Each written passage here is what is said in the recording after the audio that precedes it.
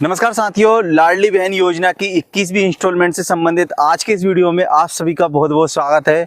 तो साथियों, सरकार की तरफ से लाडली बहन योजना के अंतर्गत सभी बहनों के लिए बड़ी खुशखबरी निकल कर आ रही है। लाडली बहनों के बैंक अकाउंट में डीबीटी के माध्यम से जो है 21वीं इंस्टॉलमेंट जारी होने वाली है। तो जैसे कि आप सबको पता ही होगा कि लाडली बहन योजना मध्य प्रदेश की एक चर्चित योजना है, जिसमें मध्य प्रदेश सरकार की तरफ से सभी लाडली बहनों को हर महीने 1250 रुपये की राशि उनके बैंक अकाउंट में डीबीटी के माध्यम से दी जाती है। और ये जो राशि है वो हर महीने दी जाती है सभी लाडली बहनों को। तो जो लाडली बहनें अपनी किस्त का इंतजार कर रही हैं, उनको खुशखबरी सरकार की तरफ से मिल चुकी है। और आज की इस वीडियो में मैं आपको बताने वाला हूं कि कब तक उनके बैंक अकाउंट में लाडली बहन योजना की किस्त डाली जाएगी। और साथ में ही मैं आपको यह भी बताऊंगा कि लाडली बहन योजना में आखिर में जो पात्र बहनें हैं वो क्यों कम होती जा रही है और क्यों उनकी जो है किस्तें बंद होती जा रही है। और इसके साथ ही मैं यह भी बताने वाला हूं कि तीसरा चरण आखिर में कब तक स्टार्ट होने वाला है। जो लाडली बहनें इंतज़ार कर रही है तीसरे चरण का और काफ़ी लंबे समय से इंतज़ार कर रही है कि उनको भी लाडली बहन योजना के अंतर्गत तीसरे चरण के अंतर्गत जोड़ा जाए, तो उनको भी आज मैं जानकारी देने वाला हूं कि कब तक उनको इस योजना के अंतर्गत जोड़ा जाएगा।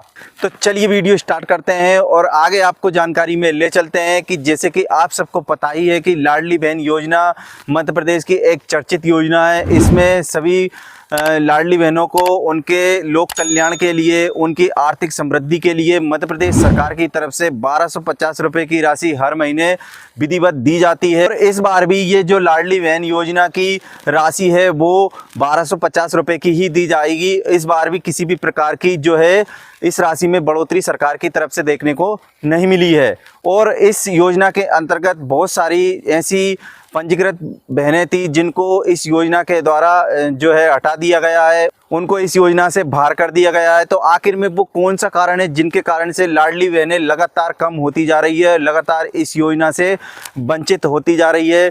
तो जानकारी में मैं आपको बता देता हूं कि ऐसी बहनें जिनकी उम्र 60 वर्ष हो चुकी है या 60 वर्ष से अधिक हो चुकी है, उनका जो है लाडली बहन योजना का पेमेंट है वो सरकार की तरफ से बंद कर दिया गया है, क्योंकि इसकी योग्यता ही 23 वर्ष से 60 वर्ष रखी गई थी, जिसके कारण से जो अधिक उम्र के कारण बहुत सारी लाडली बहनें इस योजना से वंचित हो चुकी है। दूसरा, ऐसी बहुत सारी लाडली बहनें हैं जो इस योजना के अंतर्गत पंजीकृत थी लेकिन वो भी इस योजना से बाहर हो चुकी है, क्योंकि उनकी समग्र आईडी में किसी भी प्रकार का उन्होंने अपडेट करवा लिया है, या बैंक अकाउंट में जो है डीबीटी का रीजन भी हो सकता है, या अन्य किसी भी डॉक्यूमेंट को उसने अपडेट करवाया जिसके कारण से उनका बैंक अकाउंट में पेमेंट नहीं पहुँच पा रहा है और वो भी लगभग इस योजना से बाहर हो चुकी हैं।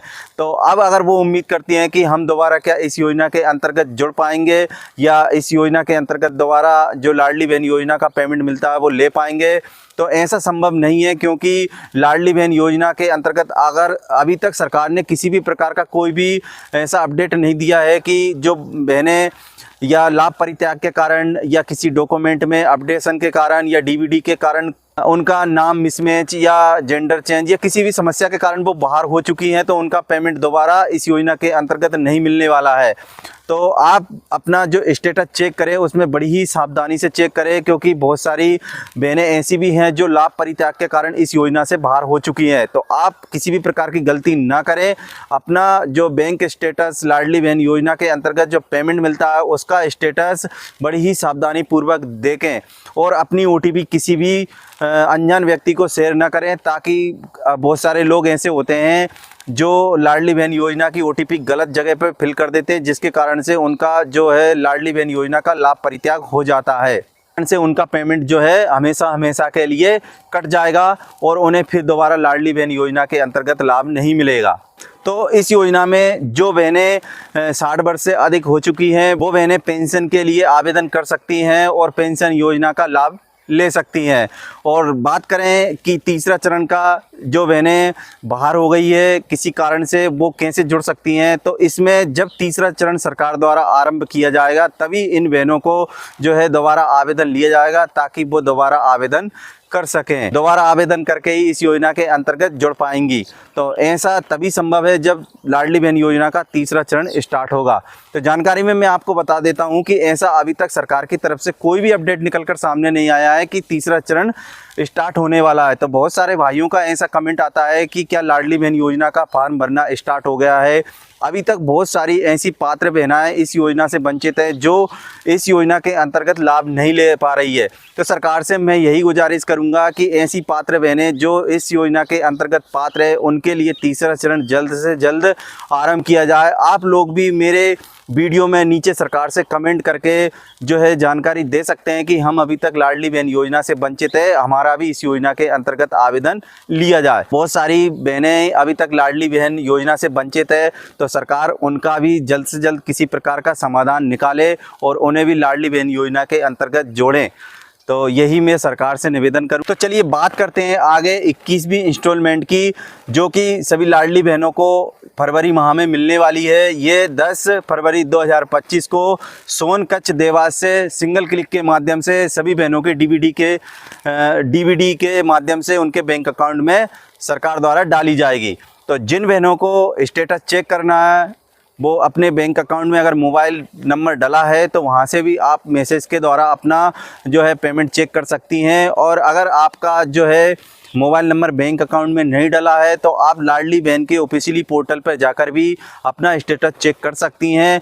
तो जब तक ये मेरी वीडियो आप तक पहुंचेगी हो सकता है आपका पेमेंट आपके बैंक अकाउंट में डल जाए। अगर आपको फिर भी अपना स्टेटस चेक करना नहीं आ रहा है खुद से, तो आप इसमें जो है गलत तरीके से इसका उपयोग ना करें, क्योंकि इसमें लाभ परित्याग के द्वारा आपका पेमेंट कहीं गलत जगह पे OTP डाल देते हो तो आपका पेमेंट रुक सकता है, बंद हो सकता है। इसीलिए किसी समझदार व्यक्ति से ही अपना लाडली बहन योजना के ऑफिशियली पोर्टल पर जाकर स्टेटस चेक कराएं, अन्यथा स्टेटस चेक कराने की आपको किसी भी प्रकार की कोई आवश्यकता नहीं है।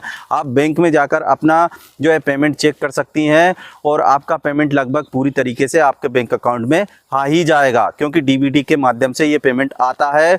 अगर आपकी डीबीडी इनेबल नहीं है, आपने अभी तक लाडली बहन योजना की EKYC नहीं करवाई है, ID और आधार कार्ड में नाम अलग है, तो लाडली बहनों को अभी अपनी जो है EKYC समग्र और आधार की करा लेना है, ताकि आपका समग्र और आधार में नाम एक जैसा हो जाए, जिससे आपको आगे भविष्य में किसी भी प्रकार की कोई भी परेशानी का सामना ना करना पड़े। तो ये थी आज की इस वीडियो में लाडली बहन योजना की जानकारी। अगर आपको जानकारी अच्छी लगी है तो उम्मीद करता हूँ जानकारी आपको अच्छी लगी होगी। अगर जानकारी अच्छी लगी है तो वीडियो को लाइक और चैनल को सब्सक्राइब जरूर कर लेना। और वीडियो देखने के लिए आप सभी का बहुत बहुत धन्यवाद।